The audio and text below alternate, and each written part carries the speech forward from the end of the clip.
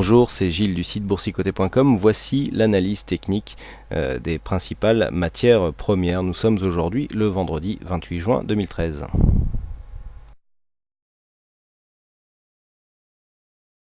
Nous commençons par l'or, donc l'or qui a inscrit de nouveaux plus bas. Nous étions ici sur un test de cette zone des 1223 hier, donc dans la nuit, dans la nuit, donc dans la soirée, il y a eu une cassure des 1200 dollars l'once, et donc un point bas, un nouveau point bas en tendance qui s'est inscrit à 1180,50 dollars l'once. Donc là on est clairement sur une continuité de mouvement baissier, on voit bien ici cette moyenne mobile 20 exponentielle ici qui agit bien ici comme guide, il n'y a même plus de contact tellement la tendance est dynamique. Nouvelle phase ici d'exagération qui a donné lieu à un rebond technique, donc là on est clairement sur une phase de continuité avec des phases très dynamiques, donc des indicateurs ici qui flirtent avec la survente, notamment sur le RSI et sur le stochastique, et le MACD qui varie au mouvement des mouvements très dynamiques. Donc nous sommes ici sur une phase de continuité, du point de vue de la tendance de fond, il n'y a pas trop de secret. Depuis qu'il y a eu la cassure de cette zone ici à 1321, eh bien il était clair qu'il y avait une accélération qui était à prévoir. Donc ici sur cette phase, eh bien on attend des nouveaux plus bas. Là, la tendance semble bien en place, et même si on passe ici en journalier, voilà, ou en hebdo, eh bien on se rend bien compte que la tendance qui est en train de se mettre en place est une tendance qui est en train de s'accélérer. C'est très visible sur cette vue. On avait ici une première phase donc où on a eu donc le déclencheur, ça a été la cassure ici des 1528, et depuis qu'il y a eu cette cassure des 1528, donc on a eu la première jambe ici baissière. Ensuite on a une phase d'essoufflement. On a commencé à continuer à descendre, et là depuis 2 semaines, eh bien on a une accélération du mouvement avec ces deux grandes bougies hebdomadaires ici qui impulsent un gros mouvement dynamique. Donc là, du point de vue de la tendance, on est assez bas. La prochaine zone de support ici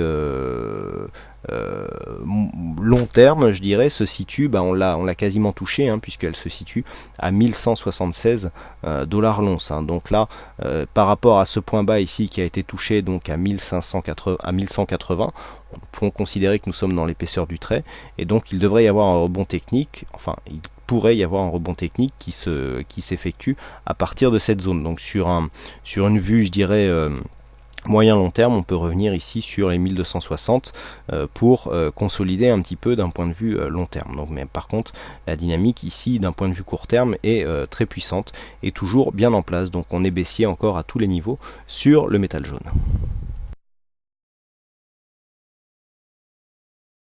Nous continuons cette analyse avec le WTI, donc le WTI qui continue ici à monter. On a inscrit des nouveaux plus bas de tendance court terme aujourd'hui. Donc on valide ici une cassure de cette zone des 97,34, après ici un retour de la dynamique donc qui avait déjà été confirmé hier. Donc la tendance est haussière sur le WTI, mais attention ici dans ce contexte qui a été suracheté, donc notamment dans la matinée. Le retournement du MACD ici, et donc cette phase de consolidation horizontale qui est en train de se mettre en place. Donc là ici clairement nous avons une consolidation technique qui peut intervenir, mais ce que nous pouvons aussi remarquer, c'est que nous avons cassé ce retracement des 61,8%, ce qui fragilise ici la dynamique qui avait été mise en place par cette phase baissière. Donc un retracement total ici est maintenant tout à fait envisageable, avec donc un retour sur la zone des 99 dollars le baril. Donc quoi qu'il en soit, petite consolidation court terme ici, on peut revenir facilement jusqu'à 96 dollars le baril sans remettre en cause la poursuite de la tendance, puisqu'il s'agit d'une ancienne zone de points hauts, et donc l'objectif à quelques jours reste la zone des 99,20 dollars le baril.